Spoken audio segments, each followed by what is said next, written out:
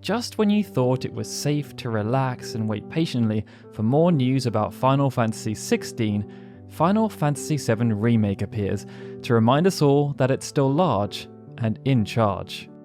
PlayStation announced a few days ago that they will be hosting a brand new State of Play digital event and provided no hints as to what might be shown. Throughout the livestream, we got to see updates and announcements for a host of games that will be arriving on the PlayStation 4 and PlayStation 5 throughout 2021. And then, right at the end, similar to what happened during the State of Play back in May 2019, Final Fantasy VII Remake dropped with a host of announcements.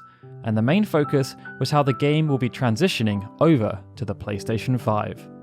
Final Fantasy VII Remake Intergrade will be arriving on the 10th of June 2021 as a PlayStation 5 exclusive iteration of the original game, and as expected, its naming convention has multiple meanings. On the one hand, it's a tribute to the old international versions Square used to produce, combined with the word upgrade, and on the other hand, Intergrade as a word is used to represent serving as a midpoint between the first part of the Final Fantasy VII Remake and the second part. Either way, Intergrade will come with a significant number of changes. In the immediate sense, this means the original game will be getting a new coat of paint. There will be a significant improvement to load times, thanks to the developers optimizing for the PlayStation 5's super-fast SSD drive, and there will be improvements to textures, lighting, fog effects, and background environments to make everything feel much more gritty, real, and closer to their original vision.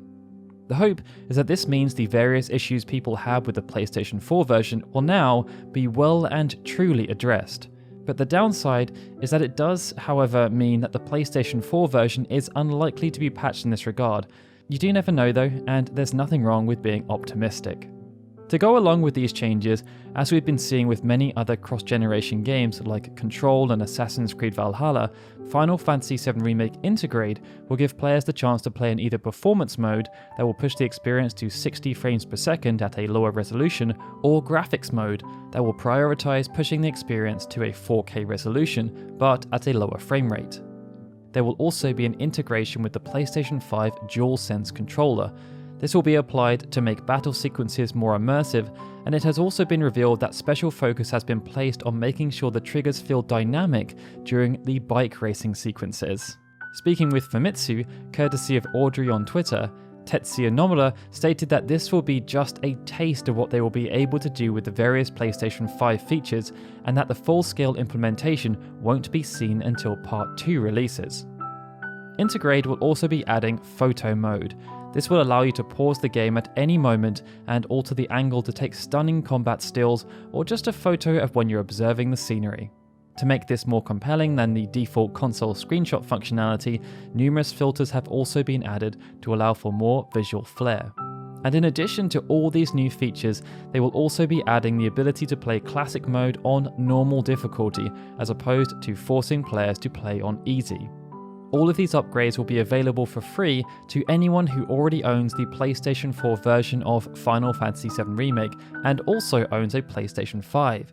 The only exception to this is Japan, where a negligible fee of 100 yen must be paid. It's also been noted that save data will carry over with no issues, something that does mean that there could be save data integration with Final Fantasy VII Remake Part 2 should the developers wish to go down that route. If you want to buy for the first time on PlayStation 5, then two versions will be available, Standard and Deluxe. They will each cost $10 more than the equivalent PlayStation 4 version, or £10 more if you're in the UK.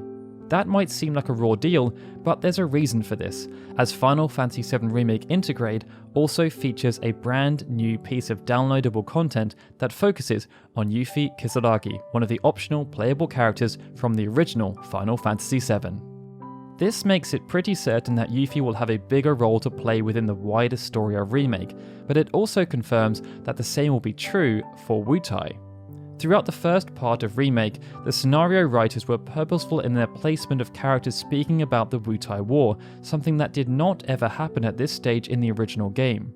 It was clear back then that they were looking to expand this particular portion of the narrative, which seems natural given the prominence it received as the compilation of Final Fantasy VII built out. and it will be interesting to see how much Wutai ends up being fleshed out as the remake project continues to expand. In the immediate sense, Yuffie will join as the 5th playable character, and on her new adventure, which is said to be related to her desire to steal materia from Shinra, her mortal enemy, she will end up being roped into a mission involving the original Avalanche, who have their base of operations in Wutai, as opposed to Barrett's offshoot Avalanche. In this endeavour, Yuffie will be joined by a 6th playable character, Sonon Kusakabe. Sonon did not feature within the compilation of Final Fantasy VII, and is a wholly original character. And this adds a new dynamic to the story, as it highlights that Yuffie was not alone in her quest to try and restore Wutai to its former glory. It's also an interesting twist, and hints that as the remake project builds out, there will be many more new characters who will follow. The first part added only a handful, and some of them, like Roche and Chadley, were quite divisive amongst the fanbase.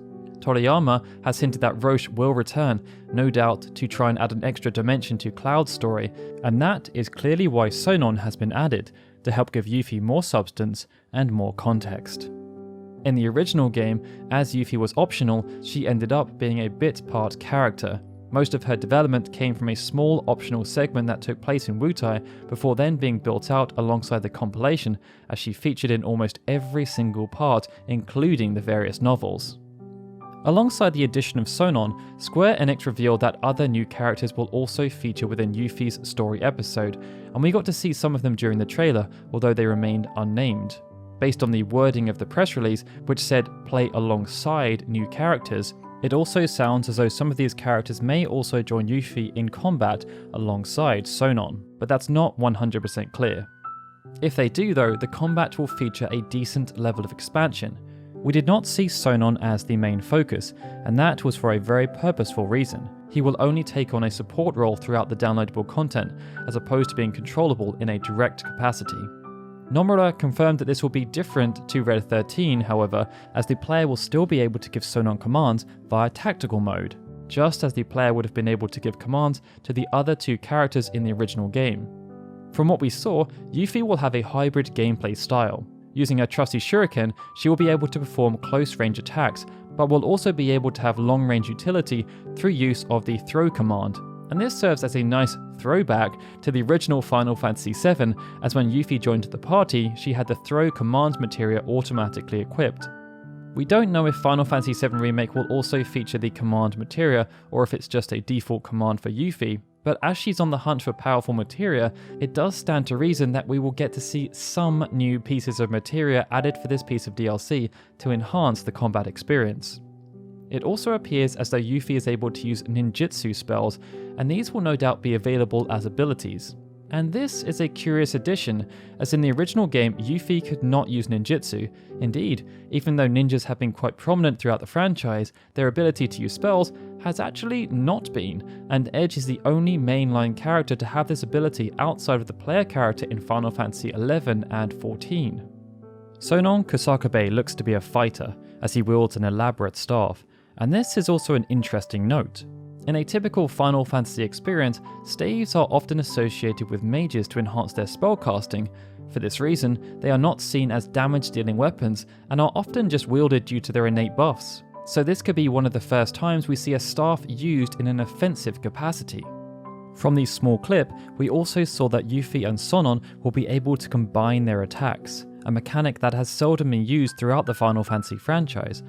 And this could be related to the curious symbol appearing at the top left of each character. This perhaps denotes when they are eligible to lead a cooperative strike, as each time we saw a collaborative move taking place, Sonon's symbol was highlighted. The last point relates to the ending of the trailer that featured Deepground, who were introduced in Dirge of Cerberus and were alluded to within Final Fantasy VII Remake Part 1 in a segment featuring Barrett and Tifa. During the trailer, we got to see Deepground soldiers in full, alongside Weiss the Immaculate, leader of the Sviet, who it's confirmed will be a secret boss. Nomura confirmed that they wanted the downloadable content to feature a strong character, no doubt to test players. But because they had already used Sephiroth in the main game, they went for Weiss, a character of incredible strength. The fight will be available in the Shinra Combat Simulator, and Nomura noted that he had been requesting that Weiss be added to Remake ever since they started development. He's also curious to see how Cloud would stack up against Weiss in a fight, so watch this space.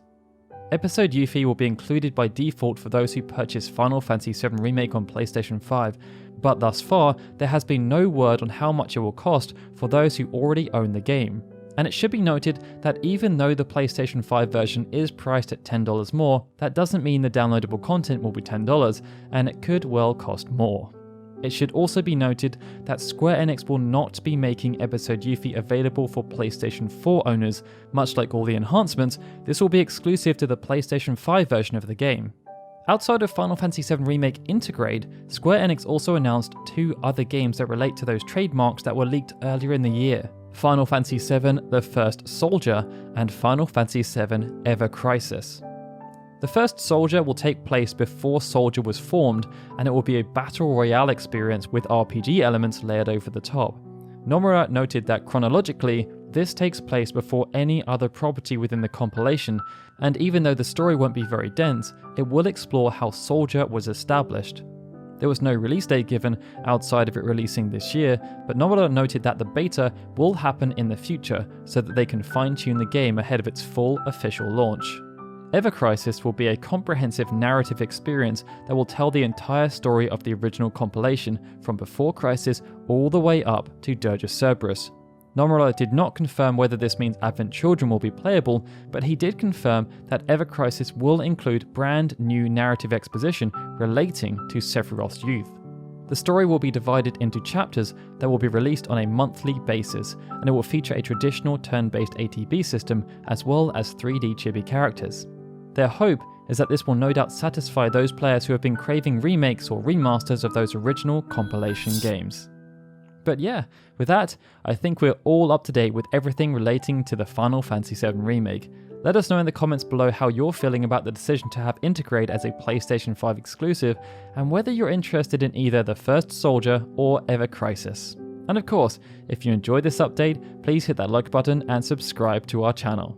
Alright guys, this is Daryl signing out. I'd like to extend a big thank you to all of our Patreon and YouTube membership supporters, especially Rainy Eckham, Logan Nije and Benjamin Snow, who are super special Onion supporters, and of course, a big thank you to everyone for watching this video. I'll see you all again soon for more Final Fantasy goodness.